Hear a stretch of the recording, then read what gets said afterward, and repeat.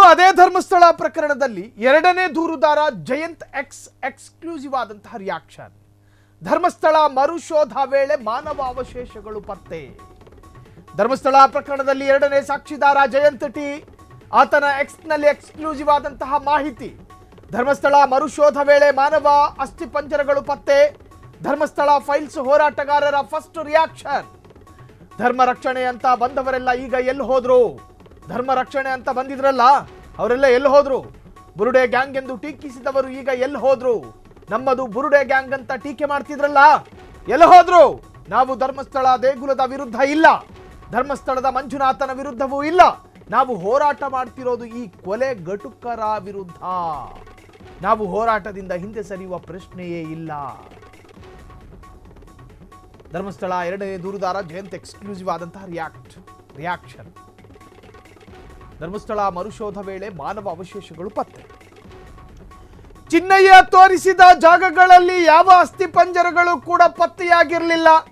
ಒಂದಷ್ಟು ಮಾರ್ಕ್ ಮಾಡಲಾದ ಜಾಗದಲ್ಲಿ ಒಂದೆರಡು ಮೂಳೆಗಳನ್ನು ಹೊರತುಪಡಿಸಿದ್ರೆ ಬೇರೇನೂ ಸಿಕ್ಕಿರಲಿಲ್ಲ. ಹಾಗಾಗಿ ಈ ಪ್ರಕರಣವು ಹಳ್ಳ ಹಿಡಿಯುತ್ತೆ. ಎರಡನೇ ಸಾಕ್ಷಿದಾರ ಜಯಂತ್ ಟಿ ಕೂಡ ಬುರುಡೆ ಬಿಡುತ್ತಿದ್ದಾನೆ.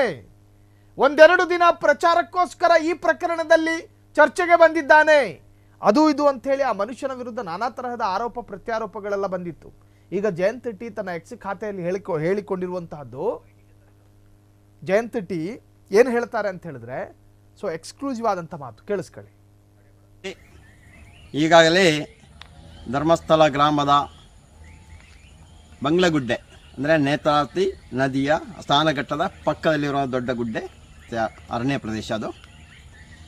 ಅದರಲ್ಲಿ ಇವತ್ತು ಏನೋ ಸೌಜನ್ಯ ಮಾವರನ್ನು ಮಾಜರ್ ಪರೀಕ್ಷೆಗೆ ಕರ್ಕೊಂಡು ಹೋಗುವಾಗ ತೋರಿಸಿರುವಂಥ ಅಸ್ಥಿಪಂಜರ. ಎರಡನೇ ರೀತಿಯ ದಿನಾನೂ ಮಾಜರ್ ಮಾಡಿ ತಿರುಗ ಬರ್ತಾ ಇರುವಾಗ ತೋರಿಸೋ ಅಸ್ಥಿಪಂಜರ. ಇದೇ ವಿಷಯದಲ್ಲಿ ಏನೋ ಒಂದು ತೆಗೆಯುವ ಕಾರ್ಯಕ್ರಮ ಮಾಡ್ತಾ ಇದೆಯಾ ಇಲ್ಲವೋ ಅದನ್ನು ಮಾಜರು ಮಾಡೋದಾ ಏನೋ ಗೊತ್ತಾಗ್ತಾ ಇಲ್ಲ. ಏನೋ ಒಂದು ನಡೀತಾ ಇದೆ ಇವತ್ತು ಗುಡ್ಡದ ಮೇಲೆ. ನಾನು ಕೇಳ್ತಾ ಇರೋದು, ಏನೋ ಧರ್ಮರಕ್ಷಣೆ ಅಂತ ತುಂಬ ಜನ ಬಂದಿದ್ದಾರಲ್ಲ ಸ್ವಾಮಿ, ಇನ್ನೊಂದು ವಿಷಯ ಮಾಡಿ ನೀವು. ಇನ್ನು ಧರ್ಮರಕ್ಷಣೆ ಅಲ್ಲ ಬೇಕಾಗಿರೋದು. ಧರ್ಮರಕ್ಷಣೆ ಮಾಡಲಿಕ್ಕೋಸ್ಕರ ದೇವರಿದ್ದಾರೆ, ಅವ್ರನ್ನ ಯಾರೂ ಬಂದು ರಕ್ಷಣೆ ಮಾಡೋ ಅವಶ್ಯಕತೆ ಇಲ್ಲ. ನೀವು ನಿಮ್ಮ ಪಬ್ಲಿಸಿಟಿಗೋಸ್ಕರ ಬರ್ತಾ ಇದ್ದೀರಾ, ಇಲ್ಲ ಯಾರ್ದೋ ಒಂದು ಎಂಜಲ ಕಾಸು ತಿಂದುಬಿಟ್ಟು ಅದಕ್ಕೋಸ್ಕರ ಬರ್ತಾ ಇದ್ದೀರಿ ನೀವೆಲ್ಲ. ನೀವು ಮಾಡಿ.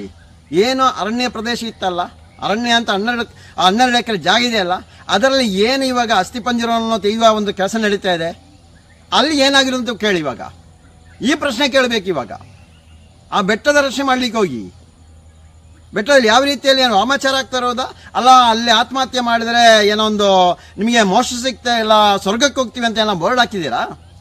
ಇದ್ದಿದ್ದರೆ ತೋರಿಸ್ಕೊಡಿ ಅದು. ಅದೇ ರೀತಿಯಲ್ಲಿ ಪಂಚಾಯತವರೆಲ್ಲ ಹೇಳಿರೋದು ಎಲ್ಲವನ್ನೂ ನಾವು UDR ಮಾಡಿದ್ದೀವಿ, UDR ಮಾಡಿ ಊತಾಕಿರೋದಂತ. ಹಂಗಾದರೆ ಈ 12 ಎಕರೆ ಜಾಗದಲ್ಲಿ ಯಾರು ಸ್ವಾಮಿ UDR ಮಾಡಿ ಊತಾಕಿರೋದು? ಎಲ್ಲಿದ್ದೀರಾ ಪಂಚಾಯತವರೇ? ಬನ್ನಿ, ನೀವೊಂದು ಸ್ಟೇಟ್ಮೆಂಟ್ ಕೊಡಿ. ನೀವು ಸ್ಟಾರ್ಟಿಂಗ್ ಇದೇನೋ ಒಂದು ದೂರ ಬರುವಾಗಲೇ ಬಂದು ಸ್ಟೇಟ್ಮೆಂಟ್ ಕೊಡ್ತಾ ಇದ್ರಲ್ಲ, ಎಲ್ಲವನ್ನೂ ನಾವು ಮರಣೋತ್ತರ ಪರೀಕ್ಷೆ ಮಾಡಿರುವುದು. ಒಂದು ಕಡೆಯಿಂದ ಮಾಬಲ ಶೆಟ್ಟಿ ಅಂತ ಒಂದು ಡಾಕ್ಟರ್ ಬಂದು ಹೇಳ್ತಾರೆ, ಅಲ್ಲಿ ನಾನು ಒಂದು 50, 60, 70 ಹಾಕಿದ್ವಿ ಅಂತ ಹೇಳ್ತಾ ಇದ್ದಾರೆ.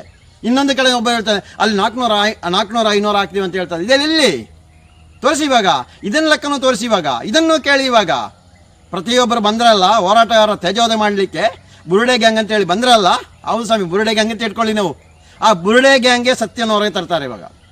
ಆ ಬುರುಡೆ ಗ್ಯಾಂಗ್ ಸತ್ಯ ಪರವಾಗಿ ನಿಂತರು ಬುರುಡೆ ಗ್ಯಾಂಗು. ಆ ಬುರುಡೆ ಗ್ಯಾಂಗ್ ನಿಲ್ಲಿಸಿರೋದೇ ಧರ್ಮಸ್ಥಳ ಮಂಜುನಾಥ ಅಣ್ಣಪ್ಪ ಸ್ವಾಮಿ. ಅದನ್ನು ಮೊದಲು ನೀವು ಅರ್ಥ ಮಾಡ್ಕೊಳ್ಳಿ. ಬುರುಡೆ ಗ್ಯಾಂಗ್ ಶಕ್ತಿ ಏನಂತ ಗೊತ್ತಾಗುತ್ತೆ. ಬುರುಡೆ ಗ್ಯಾಂಗ್ ಯಾರಿಂದಲೂ ದುಡ್ಡು ಇಸ್ಕೊಂಡು ಬಂದು ಕೆಲಸ ಮಾಡ್ತಾ ಇಲ್ಲ, ಯಾರು ತೇಜೋವಧೆ ಮಾಡಲಿಕ್ಕೆ ಕೆಲಸ ಮಾಡ್ತಾ ಇಲ್ಲ. ಸತ್ಯ ಹೊರಗೆ ಬರಬೇಕು, ಧರ್ಮ ಉಳಿಬೇಕು, ಅದು ನಾಶ ಆಗಲೇಬೇಕು, ಈ ಉದ್ದೇಶದಿಂದ ಬಂದಿರೋದು. ಇದನ್ನು ಮೊದಲು ನೀವು ಅರ್ಥ ಮಾಡ್ಕೊಳ್ಳಿ. ಬನ್ನಿ ಹೋರಾಟಗಾರರು ಬರ್ತಾರೆ, 500 ಕಾರು 600 ಕಾರು ಈ ಬಸ್ ಅಂತ ತುಂಬಿಸ್ಕೊಂಡು ಬರ್ತಾ ಇದ್ದಾರಲ್ಲ, ಬನ್ನಿ ಇವಾಗ ಇದನ್ನು ಕೇಳಿ. ಇವಾಗ ಇದನ್ನು ಪ್ರಶ್ನೆ ಮಾಡಿ. ನಾವು ಮಾತ್ರ ಅಲ್ಲ ಪ್ರಶ್ನೆ ಮಾಡೋದು, ಪ್ರತಿಯೊಬ್ಬರಿಗೂ ಪ್ರಶ್ನೆ ಮಾಡೋ ಹಕ್ಕಿದೆ. ಇನ್ನು ಕೊನೆಯದಾಗಿ ಹೇಳ್ತಾ ಇದ್ದೀನಿ, ನಾವು ಯಾವುದೇ ದೇವಸ್ಥಾನ ವಿರುದ್ಧ ಷಡ್ಯಂತ್ರ ಮಾಡಿಲ್ಲ, ಯಾವ ವ್ಯಕ್ತಿಗಳ ವಿರುದ್ಧ ಷಡ್ಯಂತ್ರ ಮಾಡಿಲ್ಲ. ನಮ್ಮ ಹೋರಾಟ ಅತ್ಯಾಚಾರಿಗಳು, ಕೊಲೆಗಡುಕರು ಏನೋ ಈ ಸಣ್ಣ ಮಕ್ಕಳನ್ನು ಅತ್ಯಾಚಾರ ಮಾಡಿ ಕೊಲೆ ಮಾಡಿ ಬಿಸಾಕ್ತಾ ಇದ್ದಾರೆ, ಭೂಕಬಳಿಕೆ ಮಾಡಿದ್ದಾರೆ, ದೇಶದ ಕಾನೂನು ಉಲ್ಲಂಘನೆ ಮಾಡಿ ಕೆಲಸ ಮಾಡೋದು ಅವರ ವಿರುದ್ಧ ನಮ್ಮ ಹೋರಾಟ. ಅದು ನೀವು ಏನೇ ಮಾಡಿದ್ರೆ మనం ತಳ್ಳಲಿಕ್ಕೆ ಆಗಲ್ಲ. ಕಾನೂನು ಅರಿವಿಲ್ಲದೆ ಏನಾದ್ರು ಮಾಡಿರ್ಬೋದು, ಆ ಕಾನೂನು ಗೊತ್ತಿದ್ರೆ ನಾವೇನು ಮಾಡ್ತಾ ಇಲ್ಲ, ಅದು ಮಾಡೋದೇ ಇಲ್ಲ. ಅದಕ್ಕೆ ನಾವು ಹೇಳ್ತಾ ಇನ್ನು ಬರುವವರೆಲ್ಲ ಬನ್ನಿ, ಅದು ತನಿಖೆ ನಿಷ್ಪಕ್ಷವಾಗಿ ಆಗಬೇಕು ಎಂಬ ಒಂದು ಹೋರಾಟ ಮಾಡಿಕೊಂಡು ಬನ್ನಿ ಎಲ್ಲರೂ. ಇನ್ನು ಯಾವುದೋ ಒಂದು ಡ್ರೆಸ್ ಹಾಕೊಂಡು ಕುಣಿತಾ ಬಂದರಲ್ಲ, ಇನ್ನೀವು ಬನ್ನಿ. ಯಾವುದೋ ಮೃತದೇಹ ತಾನೇ ಸಿಕ್ಕಿರೋದು, ಮೃತದೇಹ ಆದ ನಂತರ ಈ ಕಲಬರ ಇದೆಲ್ಲ ಆಗಿರೋದು, ಅಸ್ಥಿಪಂಜರ ಆಗಿರೋದು. ಬನ್ನಿ, ಅದನ್ನು ಒಂದು ಕಪ್ಪು ಬಟ್ಟೆ ಹಾಕೊಂಡು ಕುಣ್ಕೊಂಡು ಬನ್ನಿ, ಕುಡಿದಾಡ್ಕೊಂಡು ಬನ್ನಿ, ಡ್ಯಾನ್ಸ್ ಮಾಡ್ಕೊಂಡು ಬನ್ನಿ. ಇಲ್ಲಿ ಸಿಗ್ತಾ ಇದೆ ಅಂತ ಇನ್ನು ಸುಮ್ಮನೆ ಕೂರಬಾರದು ನೀವು. ಇನ್ನು ನಿಮಗೆ ಎಲ್ಲಿಂದಲೂ ಇದು ಬರಲ್ಲ ಅಂತ ಕಾಣುತ್ತೆ. ಯಾವುದು ಎಂಜಲ ಕಾಸಿನ ಬರಲ್ಲ. ಇನ್ನು ಯಾರು ಕೊಡುವರು? ಏನು ಅಸ್ಥಿಪಂಜರ ಅವರು ಕೊಡ್ತಾರಾ? ಅದು ಕೊಡಲ್ಲ ತಾನೆ. ಅರಣ್ಯ ಇಲಾಖೆಯವರು ಕೊಡ್ತಾರಾ? ಅವರು ಕೊಡಲ್ಲ. SIT ಕೊಡ್ತಾರ? ಅವರು ಕೊಡಲ್ಲ. ಇನ್ನು ಕೊಡುವವರು ಯಾರಿಲ್ಲ. ಇನ್ನು ಕುಣ್ಲಿಕ್ಕೆ ಆಗಲ್ಲ ಅಂತ ಕಾಣಿಸುತ್ತೆ. ಆದ್ರೆ ನೀವೊಂದು ಕಪ್ಪೆ ಬಟ್ಟೆ ಹಾಕಿ ಕುಣ್ಕೊಂಡು ಬನ್ನಿ. ಆ ಕಾಡನ್ನು ರಕ್ಷಣೆ ಮಾಡಬೇಕು, ಅಲ್ಲಿರುವಂಥ ಎಲ್ಲ ವಿಷಯವನ್ನು ತನಿಖೆ ಆಗಬೇಕಂತ ಕುಣಿದಾಡಿ ಬನ್ನಿ ಅಂತ ಈ ಮೂಲಕ ಏನು ಧರ್ಮ ರಕ್ಷಣೆ, ಇನ್ನೊಂದು ರಕ್ಷಣೆ ಅಂತ ಬಂದವರಿಗೆ ಈ ಮೂಲಕ ನಾವು ಕೇಳ್ಕೊಳ್ತಾ ಇದ್ದೀವಿ. ಬೆಂಗಳೂರಿನಿಂದ ಧರ್ಮಸ್ಥಳಕ್ಕೆ ಬೈಕ್ ರ್ಯಾಲಿಯ ಮುಖಾಂತರ ಹೋದ್ರಿ.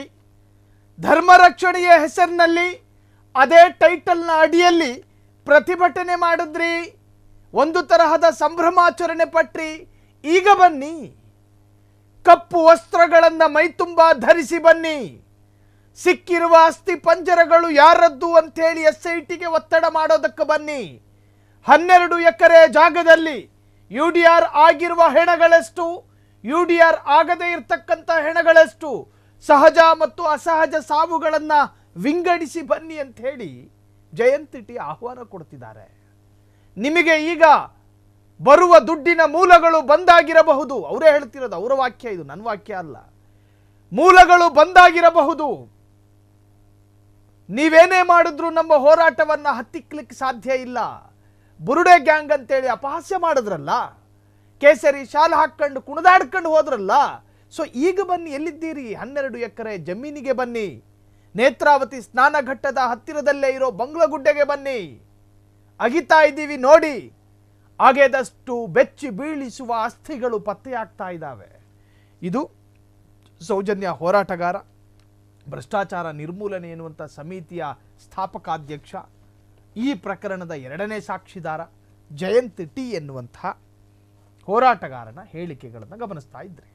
ಸೊ ಈ ಪ್ರಕರಣದಲ್ಲಿ ನ್ಯಾಯ ನಮ್ಮ ಪರವಾಗಿರುತ್ತೆ. ಕಾರಣ ನಾವು ಸತ್ಯವನ್ನೇ ಹೇಳಿದ್ದೇವೆ. ನಮ್ಮ ವಿರುದ್ಧ ನೀವೆಷ್ಟೇ ಟೀಕಾಸ್ತ್ರ ಮಾಡಿದ್ರೂ ಕೂಡ ಸತ್ಯವನ್ನು ಸಮಾಧಿ ಮಾಡೋದಕ್ಕೆ ಸಾಧ್ಯ ಇಲ್ಲ. ಸತ್ಯವನ್ನು ಸಮಾಧಿ ಮಾಡೋದಕ್ಕೆ ಸಾಧ್ಯ ಇಲ್ಲ.